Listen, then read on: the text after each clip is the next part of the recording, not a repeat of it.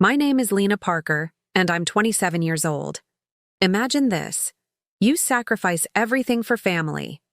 You work double shifts, skip your own dreams, and pour your savings into helping someone you love. You think you're doing the right thing, until one day, that same person looks you in the eye and says, "You need to leave. This isn't your place anymore." That's exactly what happened to me. I paid for my sister's entire college tuition. I wanted her to have the future I never had. But when she graduated and moved into my apartment, she turned on me and tried to evict me from my own home. You think betrayal hurts when it comes from strangers? Try hearing it from your own blood. But before I tell you how this heartbreaking story unfolded, hit that like button, subscribe to my channel for more real stories about family betrayal, sacrifice, and strength. Because what happened next still feels like a nightmare I can't wake up from. The beginning, a sister's promise. I grew up in a small town. My parents weren't rich. We barely got by. I started working at 18 to help pay bills, while my younger sister Emily focused on school. She was brilliant. Straight A's, scholarships, dreams of becoming a doctor. I wanted her to have everything I couldn't. So when her college acceptance came with partial funding, but not enough to cover tuition, I made a decision that changed my life. I used my entire savings and took extra shifts at my bakery to pay the rest. I told her, "Go chase your dream. Don't worry about money. I've got you." She cried, hugged me. "Lena, I'll never forget this. I'll pay you back someday." At that moment, I believed her. The sacrifice. Those 4 years weren't easy. I skipped vacations, barely bought new clothes, and worked from dawn till midnight. Every semester I sent payments, covered books, housing, even her meal plans. I watched from afar as Emily posted smiling photos at college, trips, parties, friends, while I scrubbed pans and packed orders at my bakery. But it was worth it, I told myself, because family comes first. When she finally graduated, I cried tears of pride. I thought, now things will be better. Now we'll share our success. I couldn't have been more wrong. The new beginning, or so I thought. After graduation, Emily struggled to find a job immediately. I told her, "Come live with me in my apartment. You don't have to worry about rent until you get on your feet." She moved in, and at first, it felt like old times, laughing, cooking, sharing memories. I loved having my sister back, but slowly, something changed. She started criticizing how I decorated my own home. She said, "You should rent out the second bedroom to me officially. I need privacy." I laughed it off. "Emily, this is my place. You're staying here for free." But her tone grew colder every day. The shift in attitude. One afternoon, she came home with a friend and said, "We're thinking of redesigning the living room." "We?" I asked, confused. She shrugged. "You don't mind, right? This place could use an upgrade." I reminded her, gently, that she was a guest, and I still paid the rent, the bills, and everything else. She didn't say anything, but her expression changed. Cold, distant. Within weeks, she started locking doors, inviting friends without asking, and even rearranging furniture. Then came the final blow. The betrayal. One morning, I got a letter, slipped under my door. It was an official eviction notice, filed under my own name. I stormed into the living room, holding the letter. "Emily, what the hell is this?" She looked up, completely calm. "I talked to the landlord. Since I'm a tenant now and paying rent, I can file a complaint if I want. And honestly, Lena, this place would be better off with me managing it." I couldn't believe my ears. "Emily, I let you live here out of love. I paid for your entire education. How could you do this to me?" She crossed her arms. "You said it was a gift. You told me not to worry. And now you're acting like I owe you. Maybe it's time you learned to let go." Her words stabbed me deeper than any knife, All those years of sacrifice, every late night, every dollar spent, meant nothing to her. I was furious, heartbroken, and for the first time I realized family doesn't always mean loyalty. But I wasn't going to let her steal my home. I decided to fight back, legally, emotionally, and with the truth she tried to twist. Because if she thought I'd just walk away quietly, she had no idea who I really was. The day I found that eviction notice, something broke inside me. I sat on the couch, holding that piece of paper with trembling hands, thinking, this can't be real. She can't really be doing this. But when I looked at Emily, calm, emotionless, scrolling on her phone like nothing had happened, I realized it was real. This wasn't just a misunderstanding. This was a betrayal. I took a deep breath and said, Emily, you need to explain this. You are trying to evict me from my own apartment, the place I've lived in for 6 years, the place I let you stay in for free. What's going on? She didn't even flinch. I talked to the landlord. You never renewed the lease under your name last year. It's month to month now. So I applied to add my name as a primary tenant. He agreed since I'm paying rent now. I blinked. You're paying rent? With what money? She smiled. I got a new job, good salary. I figured since I'm earning now, I deserve more say around here. More say? I repeated.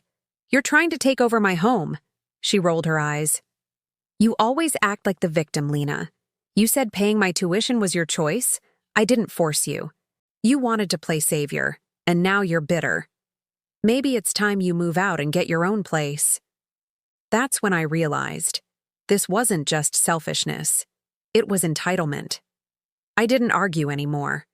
Instead, I called the landlord that same day. When I explained everything, he sounded surprised.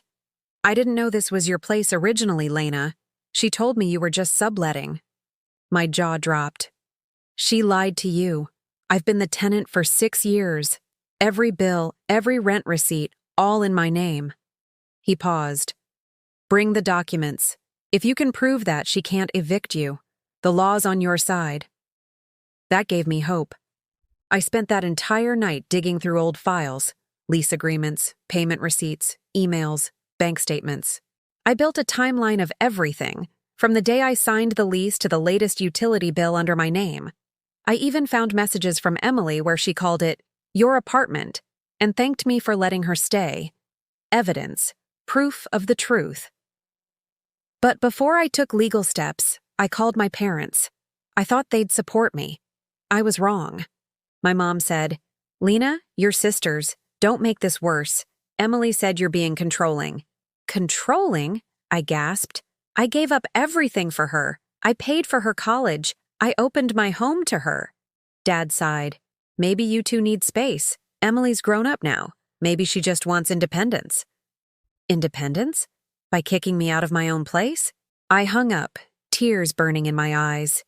For the first time, I felt completely alone. The next morning, I walked into the leasing office with my folder of documents. I sat with the landlord and showed him everything: the lease, the bills, the receipts. He nodded slowly. You're the legal tenant. She misrepresented herself. I'll send her a notice immediately. She can file eviction against you, but you can file one against her if she refuses to leave. I exhaled in relief, but a part of me still hurt, because this wasn't a stranger. This was my sister. That evening, I confronted Emily one last time. I placed the documents on the table and said, You lied to the landlord. You tried to take my home, but I've got every receipt, every lease, every proof that this place is mine. She crossed her arms. So what? I'm not leaving. You can't force me. I looked her dead in the eye. I'm filing a legal eviction. You have 30 days to pack your things and go. Her face changed, from arrogance to shock. You wouldn't dare. I dared to work 3 jobs to pay your tuition, I said quietly. I dared to give you a home when you had none. I won't let you destroy me now. For the first time, she didn't have a comeback. She stormed off, slamming the door behind her. But I didn't chase her. Because some battles don't need more words, just truth and strength. 2 weeks later, Emily moved out. No apology, no thank you, just silence. I cried that night, not out of victory, but grief. Because I'd lost my sister long before I won my home back. But slowly, I found peace. I rebuilt my bakery, focused on myself, and started therapy to heal from the emotional wounds. And I learned one powerful lesson. Sacrifice doesn't guarantee loyalty. Kindness isn't a contract. But standing up for yourself, that's strength no one can take away. If you've ever been betrayed by someone you loved, remember, you are not weak for caring, you are not foolish for giving, but you are powerful for walking away and reclaiming your life. It had been 6 months since Emily walked out of my apartment. 6 months since the last slammed door. 6 months since the silence that replaced our sisterhood. I thought I'd never see her again. But one rainy evening, as I was closing the bakery, I heard a familiar voice behind me. "Lena? Can we talk?" I turned around. And there she was, soaked in rain. Pale, eyes swollen from crying. For a moment, I froze. All the anger, all the hurt. It rushed back like a wave. But I could see she wasn't the same confident girl who tried to take my home. Something was different. We sat down at a corner table. I didn't say a word. I just waited. Emily took a shaky breath. I made a mistake. A lot of mistakes. I thought I was being independent, but I was just being stupid. I crossed my arms. "You didn't just make a mistake, Emily. You betrayed me." Tears spilled down her cheeks. "I know. And I've paid for it. Lena, I lost my job. My rent's overdue. I have nowhere else to go. Please, I just need a place to stay for a few weeks. I swear I'll find something." I stared at her, the same sister who tried to evict me, now begging me for help. Part of me wanted to slam the door in her face, but another part, the part that still remembered the little sister I once carried to school, couldn't it do it? So I said, "You can stay, but only for 2 weeks, and this time, there are rules." She moved back in quietly. No drama this time. She cleaned, cooked, helped around the bakery. It almost felt normal again. But something didn't sit right. She was constantly on her phone, whispering late at night. She got strange letters in the mail, and when I asked, she brushed it off. One night, I woke up and found her sitting at the kitchen table, crying silently over a pile of papers. I stepped closer and saw them. Debt collection notices, credit card bills, a loan default. I gasped. "Emily, what is all this?" She looked terrified. "I didn't want you to know. After I moved out, I thought I could handle everything on my own. But the rent, the bills, I started using credit cards. Then I took out a loan to cover the payments. It just kept getting worse." I shook my head in disbelief. "Why didn't you ask for help?" she whispered. "Because I thought you'd say I deserve it." I didn't know what to say, because deep down, part of me did think that. But looking at her, so broken, so scared, I realized this wasn't just karma. It was consequence. The next morning, as I was leaving for the bakery, I got a call from a collections agency. They asked, "Is this Lena Parker? We're calling about your joint account with Emily Parker." My blood ran cold. Joint account? I don't have any joint account with her. But they insisted. They had records, a loan application with my name, my signature, and her address. I rushed home and confronted Emily. "You used my name? You forged my signature?" Her face went pale. I didn't mean to. I thought I could pay it back before anyone found out." I slammed my hand on the table. "Emily, this isn't just selfish. It's illegal. You could ruin my credit, my business, everything I worked for. She broke down, sobbing. "I'm sorry. I didn't know what else to do." That was it. The last straw. That night, I sat alone on my bed, thinking. I had spent years sacrificing for her, paying tuition, giving her a home, forgiving her betrayal. And every time, she took more. I realized this wasn't love anymore. It was enabling. So the next morning, I made a choice. I called a lawyer, explained everything, and started the process of clearing my name from the fraudulent loan. Then I told Emily, "You have 1 week to leave. I'll help you find resources, shelters, credit counseling, whatever you need. But you can't stay here anymore. Not after this." She begged, cried, "Please, Lena, I'll change. I'll fix it." But I stood firm. "You said that before.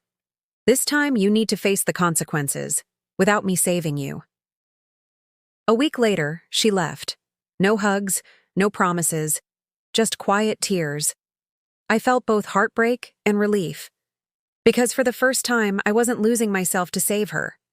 It took months, but with legal help, I cleared my name and rebuilt my credit. And slowly, I learned to forgive, not for her, but for me. Because holding on to hate would only keep me tied to her mistakes. And I wanted to be free. 3 years passed. 3 long years since I last saw Emily walk out that door, carrying nothing but her suitcase and a trail of broken promises. I had moved on. I rebuilt my credit, expanded my bakery, bought the apartment outright, and finally felt at peace. But peace doesn't always last forever. It was a quiet Sunday afternoon. I was baking cookies for a neighborhood charity event when I heard a knock on the door. When I opened it, my heart nearly stopped. There she was, Emily. But this time, she wasn't alone. In her arms was a baby, wrapped in a soft yellow blanket, sleeping peacefully. She looked exhausted, thinner than I remembered, eyes filled with something I hadn't seen before. Not arrogance, not entitlement, but shame. "Hi, Lena," she whispered, voice trembling. "Can we talk?" I hesitated for a moment, but something inside me, that old sisterly instinct, told me to let her in. She sat on the couch, holding the baby close. For a few minutes, neither of us spoke. The only sound was the baby's soft breathing. Finally, she said, "This is Mia. She's 1 year old." I nodded slowly. "She's beautiful." Tears filled her eyes. "She's all I have now." I asked softly, "Where's her father?" That's when she broke down completely. "He left. He said he couldn't handle the debt, the stress. Me. I tried, Lena. I really did. I worked 2 jobs, I paid off some of what I owed, but when I got pregnant, everything fell apart." I stayed silent, letting her speak. "I've been living in shelters, moving from place to place. I thought I could fix my life without you, but I can't do this alone anymore." Her words pierced me. This wasn't the same sister who had once tried to evict me. This was a woman crushed by life, humbled by her own choices. Then she said something that broke me even more. "Lena, there's something else you need to know." She reached into her bag and pulled out a folded piece of paper. Old, creased, stained with tears. It was a letter from our parents. "They passed away last year," she whispered, voice shaking. "In their final letter, they asked me to find you, to apologize, to tell you they were sorry for not standing by you." I covered my mouth, tears welling up instantly. I hadn't spoken to Mom or Dad since the fight years ago. I thought they'd chosen her side forever. But in that moment, I realized they never stopped caring. They just didn't know how to make things right. And now, it was too late. I took a deep breath, wiping my eyes.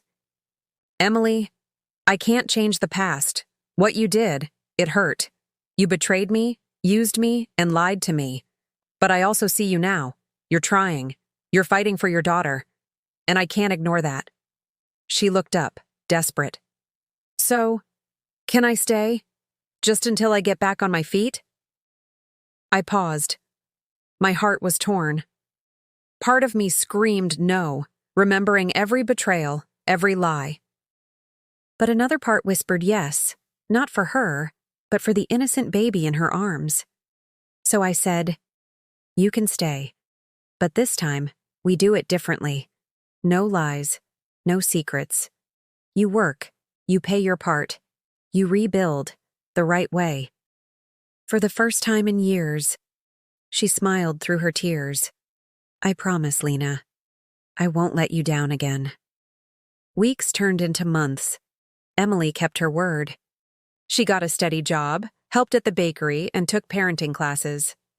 Mia brought joy back into the apartment, laughter, little footsteps, and the smell of baby powder in the air. Slowly, the walls between us began to fade. Not completely, but enough to let light back in. One evening, as we closed the bakery together, Emily said quietly, "You saved me again. But this time, I want to deserve it." And for the first time in years, I believed her. The final lesson. It took betrayal, heartbreak, and years of distance. But we both finally learned what family truly means. It's not blind sacrifice. It's not endless forgiveness. It's accountability. It's growth. It's love that survives the truth. Today, Emily has her own small apartment, a stable job, and a happy little girl who calls me Auntie Lena. We're not the same sisters we once were, but maybe we're stronger now. Final reflection. Some wounds take years to heal.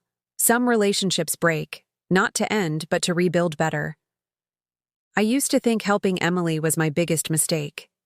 Now I see it was my greatest lesson. Because through her, I learned how to forgive without forgetting, how to love without losing myself, and how to say yes only when it doesn't mean saying no to my own peace. If this story touched your heart, hit that like button, subscribe for more real-life emotional stories, comment below. Would you give your sibling another chance after all this? Because sometimes, the people who hurt us most are the ones we're destined to help heal, as long as we never forget our own worth. End.